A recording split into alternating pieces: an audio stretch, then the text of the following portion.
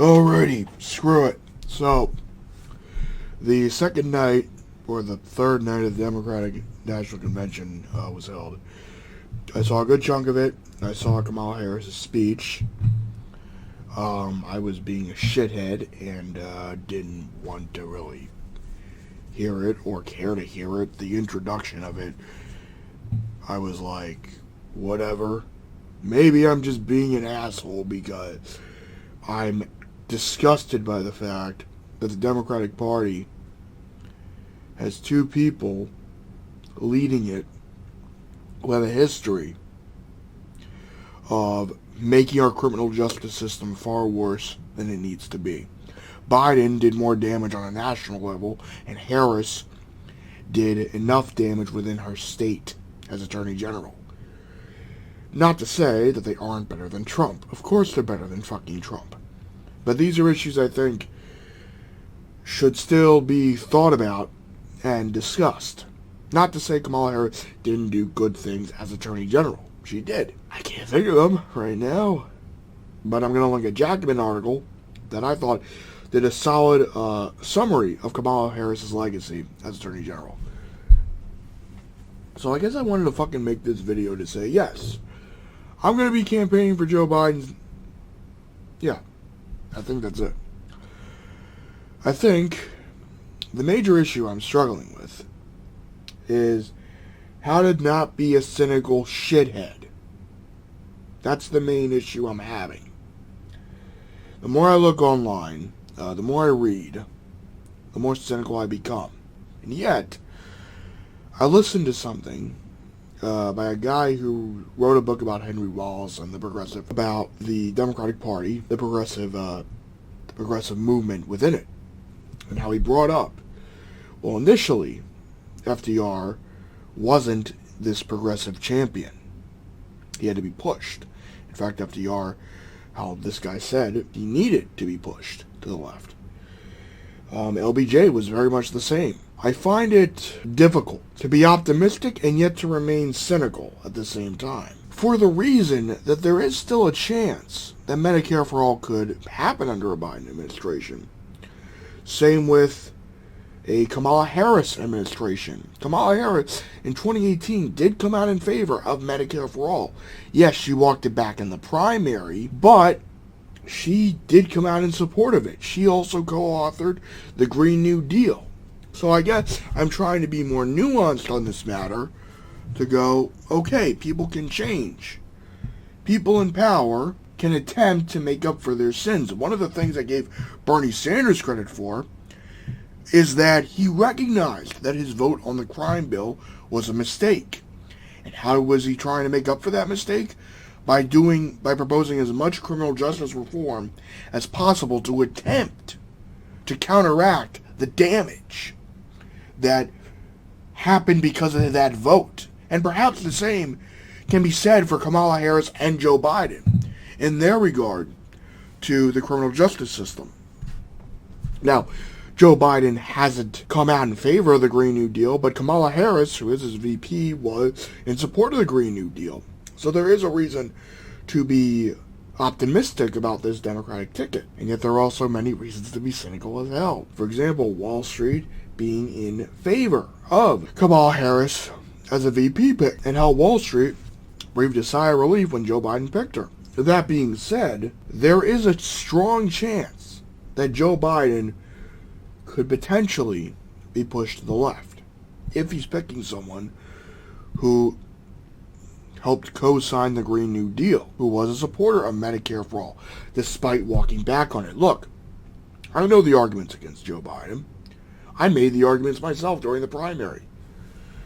But it speaks volumes when Bernie Sanders organizations are now doing ads for Joe Biden, just as a level of, this election is huge, so you gotta suck it up at this point. And I'm doing my best to suck it up. I've donated to Joe Biden. I've walked back a stance I thought I was never going to walk back until I thought about it more and realized, I want Trump out of office. To quote my grandfather, you play the cards you're dealt. And right now, I'm playing the cards I'm dealt. I'm dealing with a much more progressive ticket than the ticket that was given to us in 2016. I find this very perplexing when I see people who go, oh, well, I voted for Hillary Clinton in 2016, but I'm not going to vote for Joe Biden and Kamala Harris in 2020. You sucked it up before. The hell can't you suck it up now when you arguably do have a better ticket than you had with Hillary Clinton and Tim Kaine? Tim Kaine was a shitty VP pick. He was a stereotypical centrist Democrat. Now, is Joe Biden a center-right Democrat? Yes. Is Kamala Harris a right-wing Democrat also? Yes. But Kamala Harris, given what the Democratic Party has been mostly, is probably the most progressive VP pick we're going to have. That is unfortunate, but again, cards I'm dealt. So I guess I'm trying to force myself to be more optimistic, to motivate myself, and to hopefully motivate you, my viewer, to campaign for Joe Biden. And to do what I'm reluctantly doing. Because I think that if we want to get Trump out of office, we got to do everything we can. And that includes compartmentalizing a lot of my criticisms and issues I have with this ticket. You know, in 2018, on election night, I went to phone bank for a local Democrat. And I phone banked for a few hours. I think if I've done all this effort, right, since 2012, of trying to, I guess, be a good little Democrat, then I can suck it up and do it again for Joe Biden and Kamala Harris. I think Bernie Sanders gave as good of a reason to vote for Joe Biden as much as possible in his speech. I was disappointed if you saw my last video. I visibly cried. I mean, there was a tear on my face. I saw it on a bigger screen, and I was like, yeah, you can see the tear rolling down. Now, with that said, Kamala Harris being chosen to be Joe Biden's running mate is historically significant, especially considering the fact that black women are demonized in our society still. So, I get that, or I intellectually understand that for a little girl, a little black girl, to see someone on the Democratic stage that looks like them, standing proudly saying, I'm a black woman, I come from a long line of black women, and that's not to discount her Indian heritage as well. These are historically significant achievements. But just because these are historical achievements, that does not negate criticism of Kamala Harris's record. Nor does it negate Joe Biden's record. However, the fact of the matter is, Donald Trump is far worse. He has proven to be far worse. His handling of this pandemic has shown that.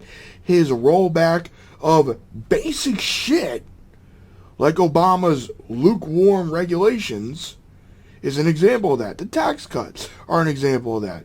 His effort to try to repeal Obamacare, or basically weaken Obamacare as much as possible to make it ineffective, is an example of that.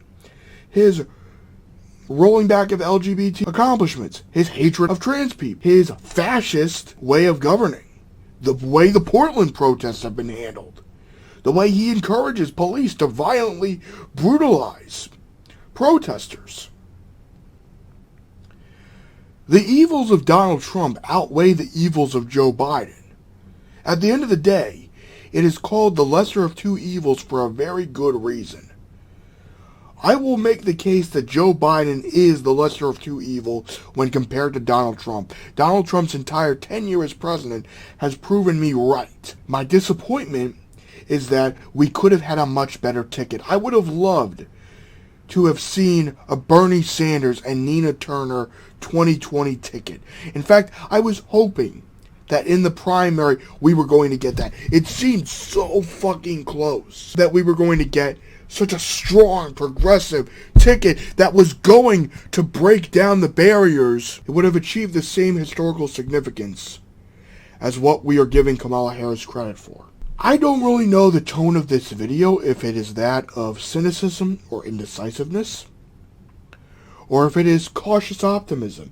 Maybe it is a mixture of all three of these things, because this is how I feel. I feel a variety of emotions. I feel mixed. I feel conflicted. I feel angry. I feel saddened. I feel hope. I feel optimistic. I feel a variety of emotions within this video.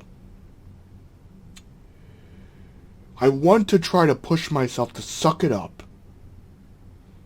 and support Biden and Harris to the best of my ability. So that if the worst case scenario happens and Donald Trump wins, I can look at myself in the mirror and go, you know what, I fucking tried.